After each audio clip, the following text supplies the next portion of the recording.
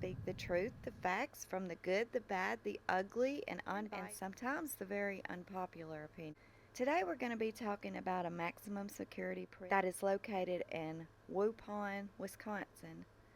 It's called the Dodge Correctional Institute, also known as DCI.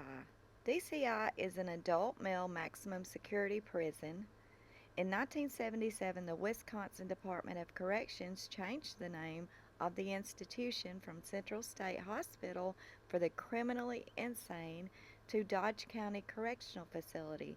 The hospital was remodeled with prison bars and the like to make it into a maximum security prison, and this came at a cost of $2.47 million.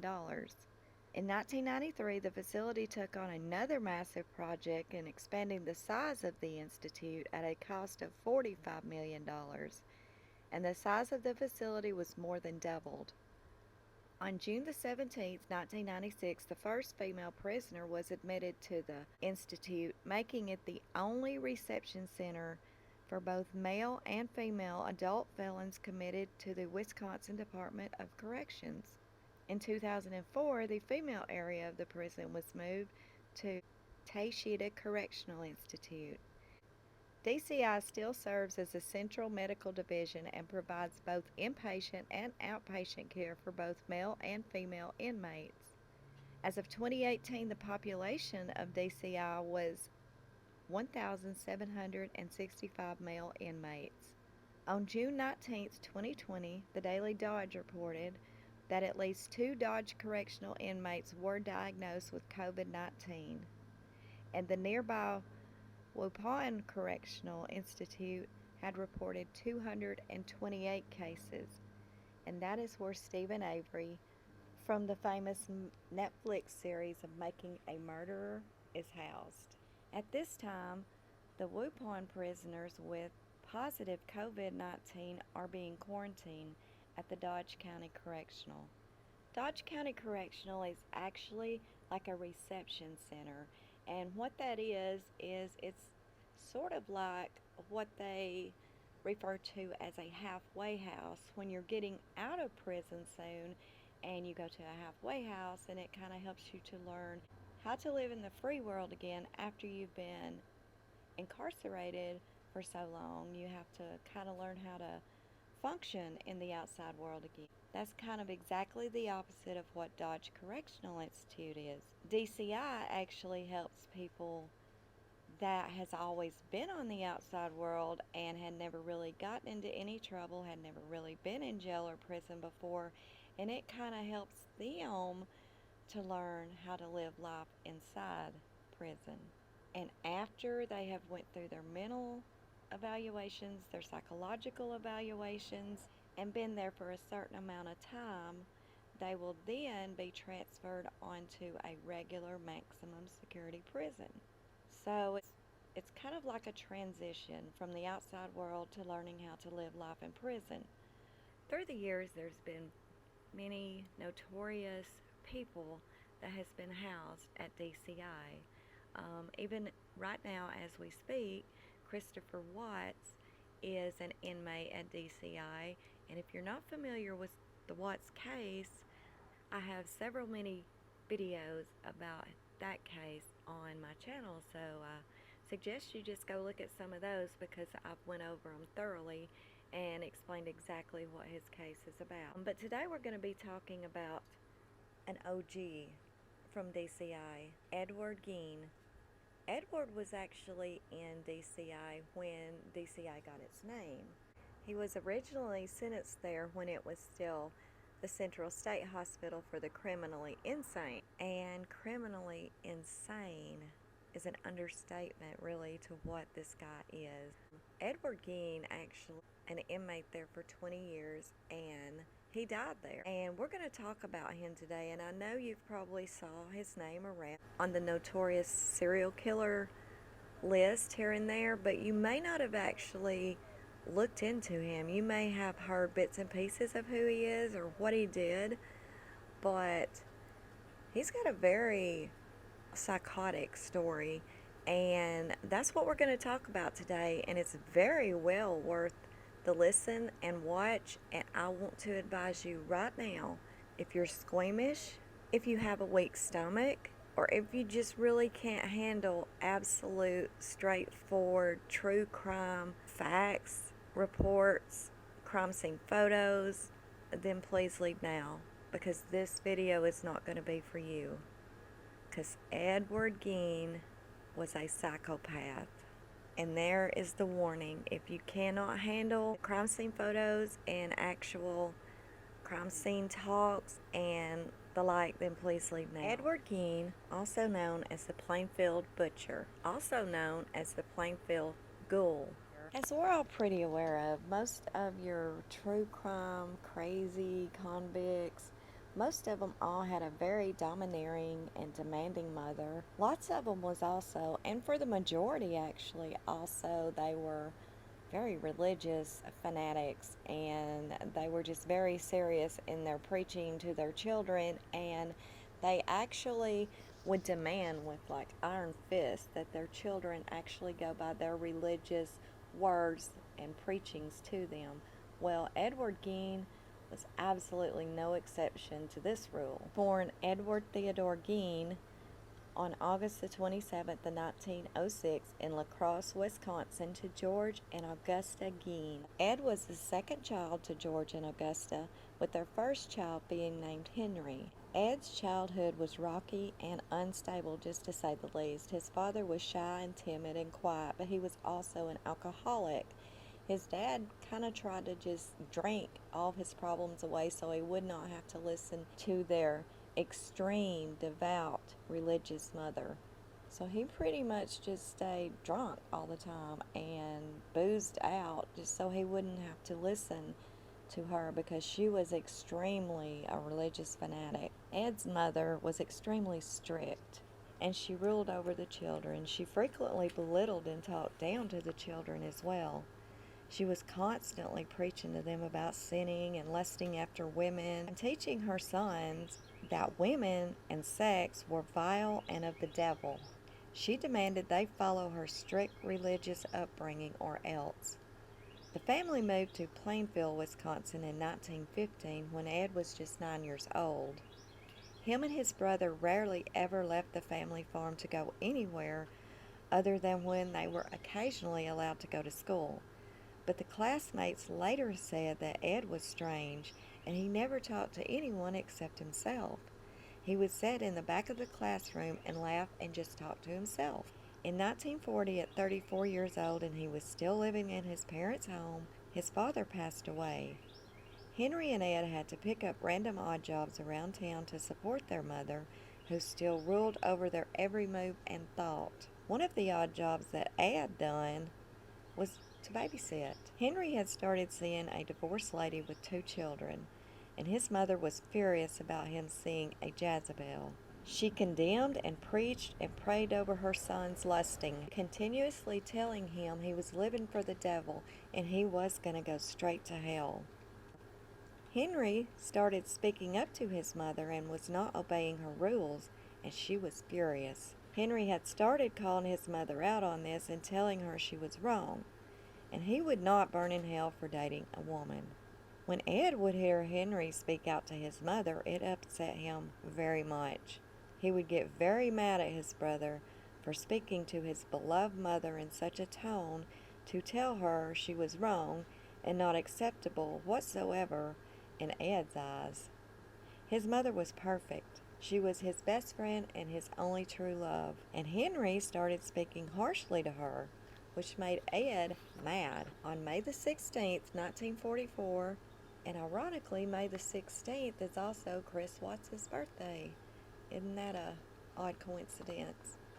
On May the 16th, 1944, Henry and Ed were burning brush on the family farm at their mother's demands. Then the fire got out of control. While the boys tried to put the fire out, the massive flames took over Henry, and he was nowhere to be found. When Ed went in to tell his mother what had happened, she ordered him down to the police station to report Henry missing. When police came out to investigate at the property and was asking Ed what happened, Ed led them right to Henry's body. Henry's death was ruled either heart failure or smoke inhalation.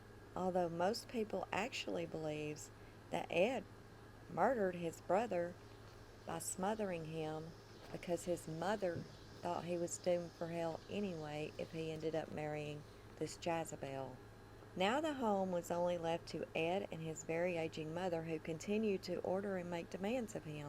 Her constant preaching to him about the outside world of influence and Jezebels had turned Ed into a man full of anxiety, personality disorders, and fears. Augusta had raised a full-blown psychopath.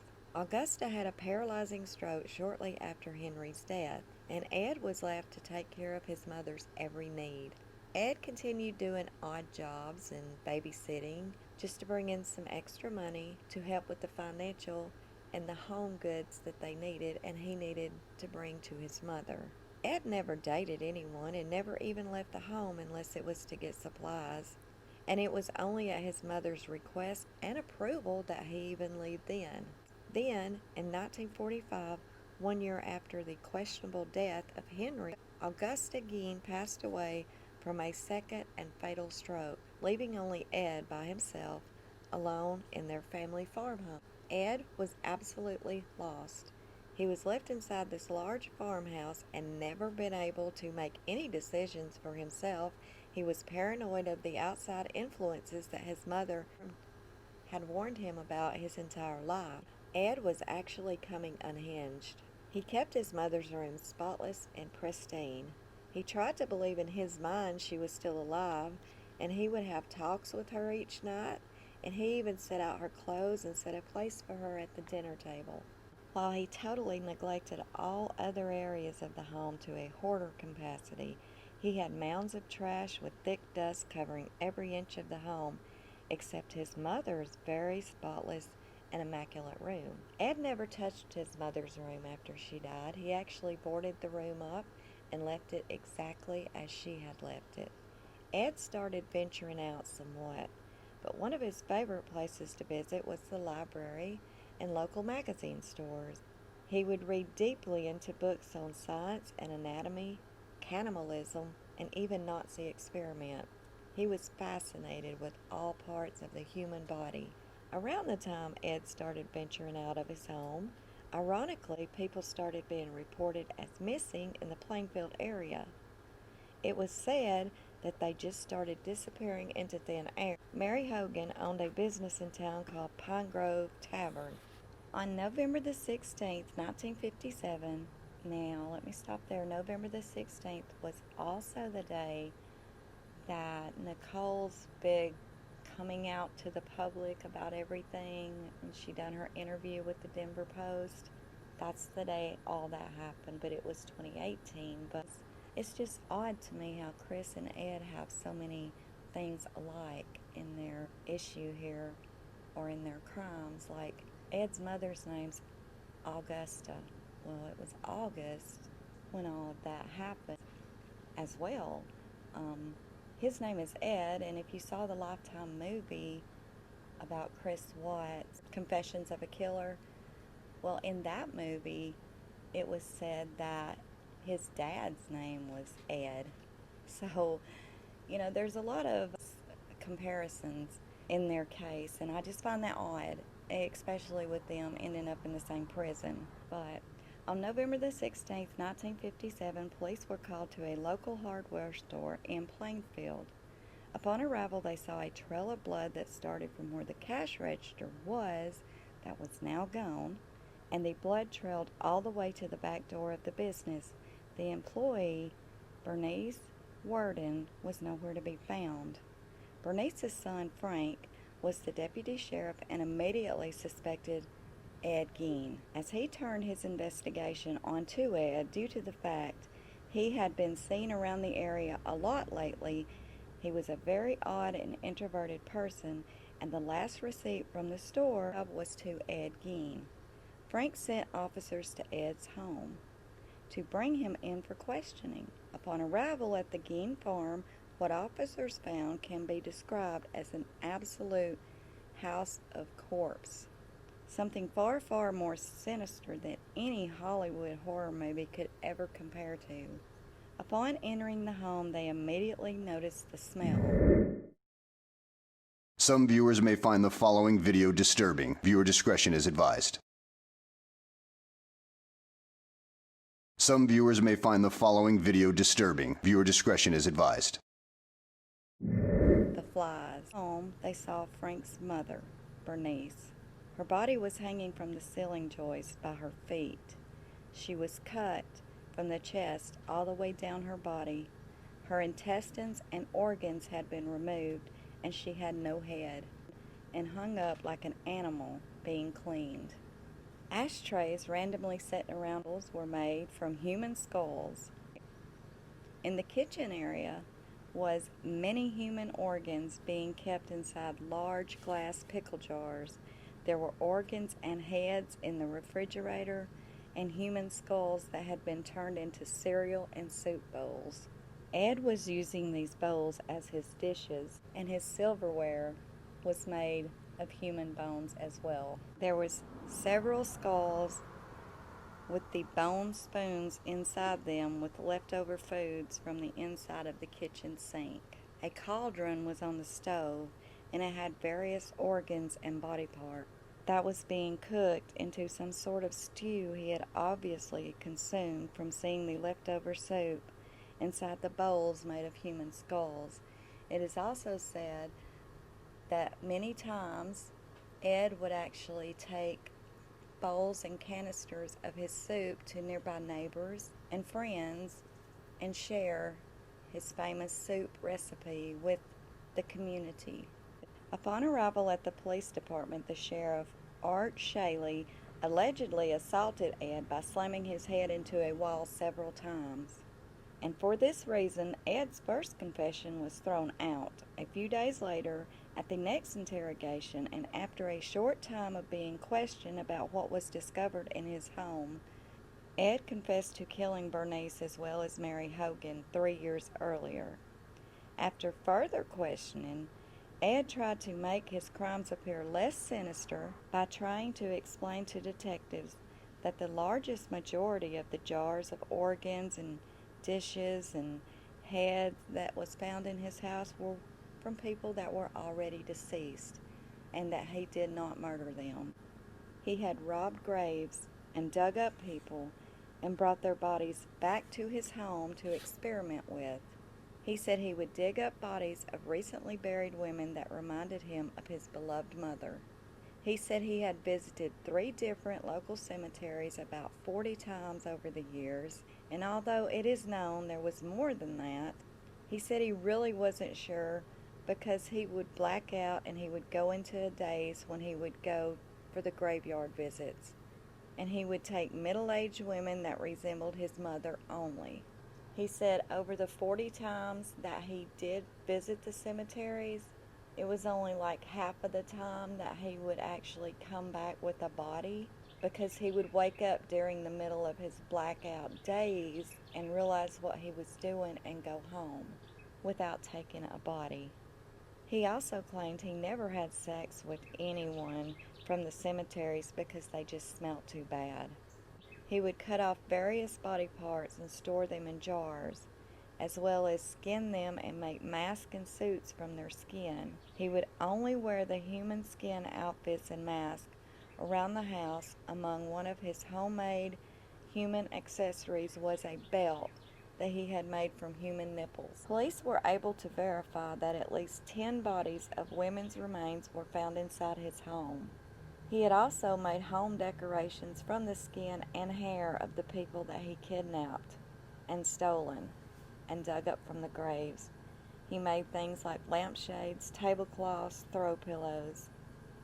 Ed refused to admit to the numerous mysterious missing people reports through the years, so it is really unknown exactly how many people were actually victims of Ed Gein. He was ultimately charged with only the murder of 3 women, Mary Hogan, Bernice Warden, and another local woman. At first, he denied killing Mary Hogan, saying he didn't really remember killing her.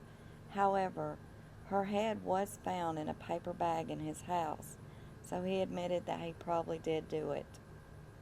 When he was asked why they had found a corset made from a human torso and pants made with human leg skin and a mask complete with hair made from a human face, his answer was, he started kidnapping and digging up women shortly after his mother's death because he missed her so much, and he wanted to make a suit for himself to wear to see how it felt to have to live inside a woman's body, because his mother had always told him how miserable it was to have to live inside her own body. Ed was actually known to have shrunken heads in his home, and he had told people they were sent to him from his cousin in the Philippines that was in World War II, and they were only replicas and they were not real. It was later found out the heads were actually of the deceased women that he had dug up from their graves. Before Ed's trial, Sheriff Art Sheely, the one that slammed his head into the wall, died of heart failure. Many people believe that what he's seen in Ed's house actually traumatized him to the point of shocking his heart. His heart just gave out. He was only in his middle 40s. At his funeral, his friend made the comment he was a victim of Ed Gein as surely as if he had butchered him too. At the trial, Ed's attorney entered into a plea of not guilty by reasons of insanity, due to the fact that Ed had very obvious and extreme mental health issues due to his mother's deeply religious and unstable upbringing.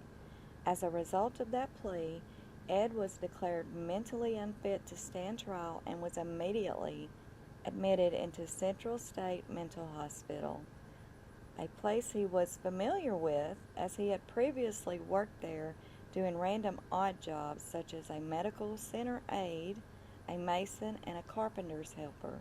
Ed's home attracted much attention from the media as well as curious people seeking to take photos and look around the house. The house actually burnt down in early 1958, and it was assumed it was burnt by arson, possibly even a family member of one of his victims. A public auction was held on March the 30th, 1958, and the property and items inside the home sold to the highest bidders.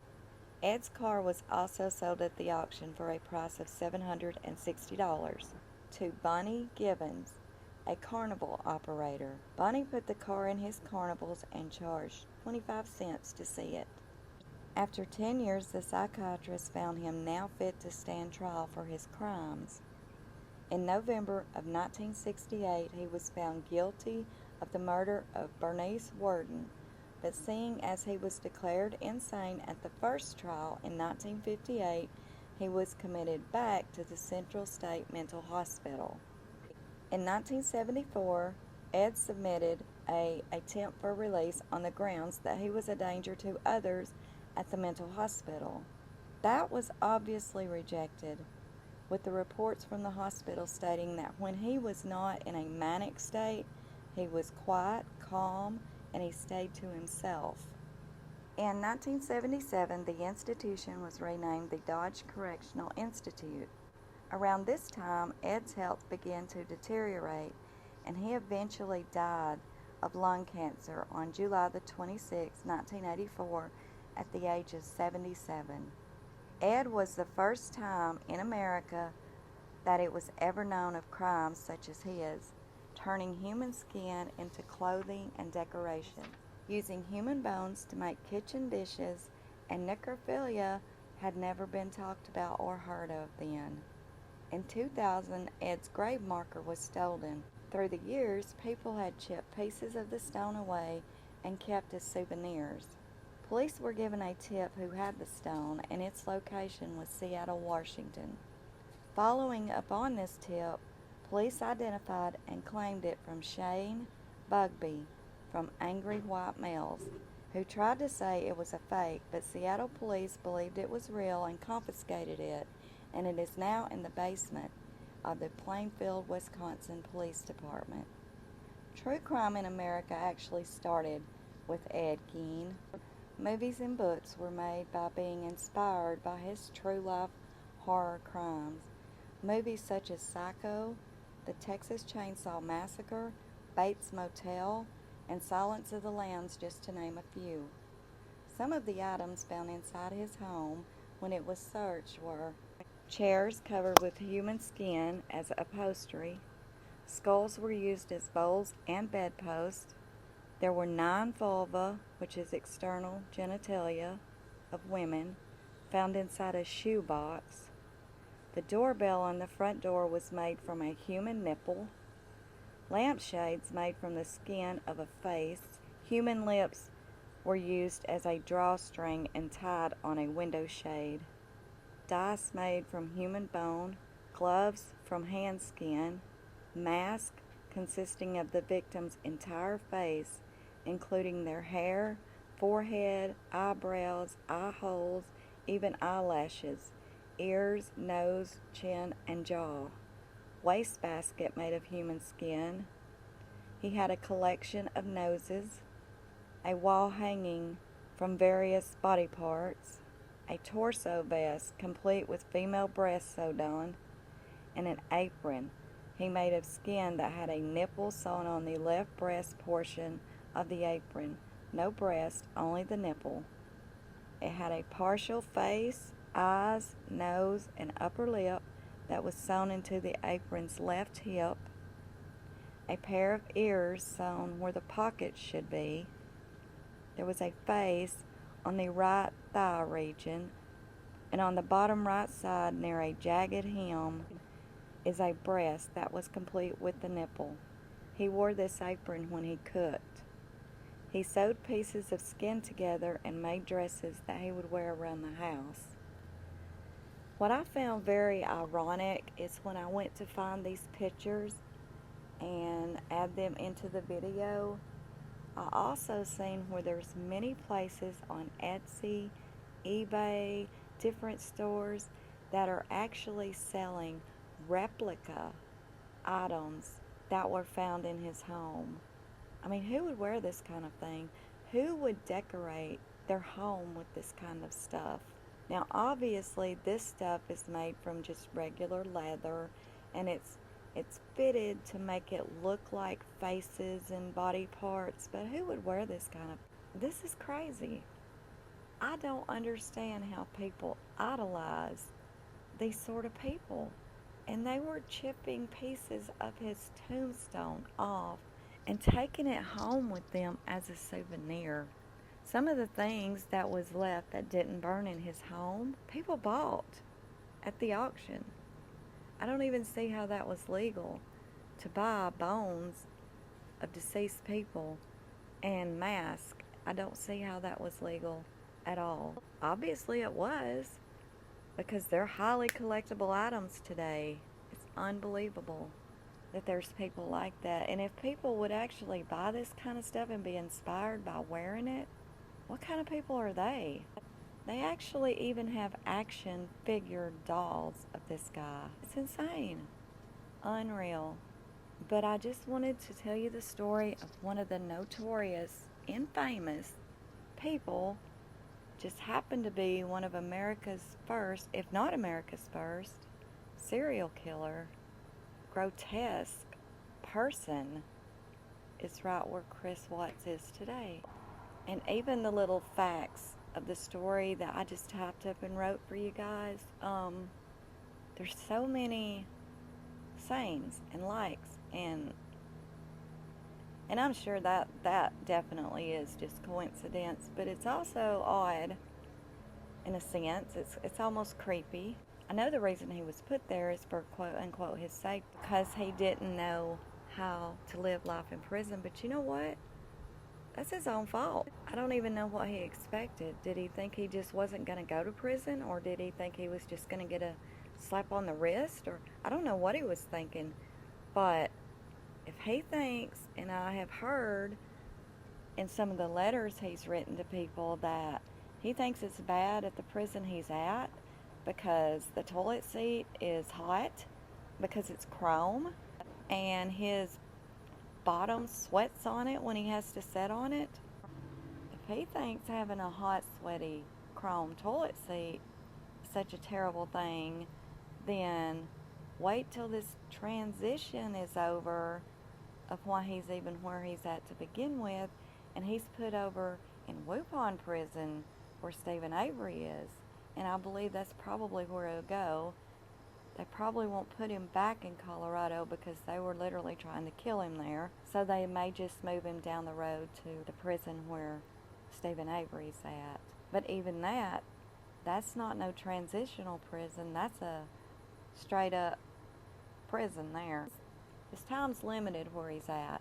He's only there to transition into prison life. And he's not going to be there forever. He will be transferred. And he's already been there 2 years, so I don't know when his transfer will be coming up. I don't know how quickly they do that kind of thing. But I did read where he has already had all of his evaluations and everything there at Dodge Correctional. I will actually make a video and we'll go over what his reports was from that, but that's already been done. And this COVID thing may be holding up his transition somewhere else. I don't know. I don't know how long it takes, but I personally don't think it'll be that long before he is transferred from this reception center and transferred on into a regular hardcore prison, because he's got life and he is a serial killer, so he's not going to stay at this reception center forever.